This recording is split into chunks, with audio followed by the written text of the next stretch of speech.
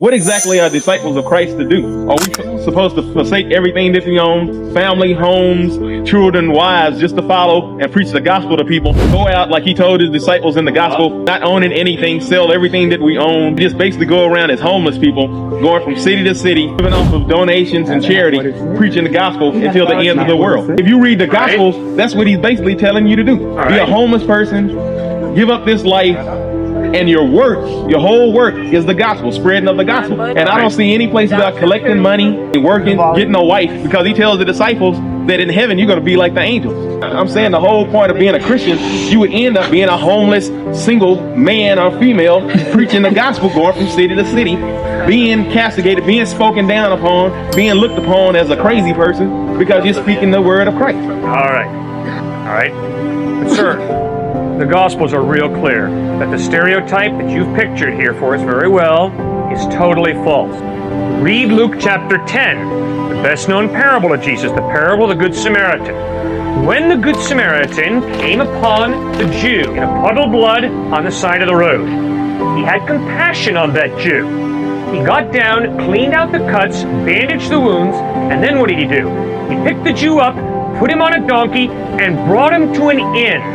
Then he took money out of his pocket and paid the innkeeper to take care of that bloodied Jew. In other words, the hero in Jesus' best-known parable, the parable of the Good Samaritan, was a man who had the financial resources to pay for the well-being, for the care of a beaten-up Jew. Next point. You're right. In Mark chapter 10, confronted by a man who had an idol, and that idol was his money. Jesus told him to give it all up and to follow him. But in Luke chapter 19, after eating with Zacchaeus, Zacchaeus stands up at the banquet with Jesus, looks everybody in the face and says, right now, I give half my possessions to the poor, and if I've cheated anybody out of anything, I pay him back 4 times the amount. And Jesus said, I tell you the truth, today salvation has come to this house.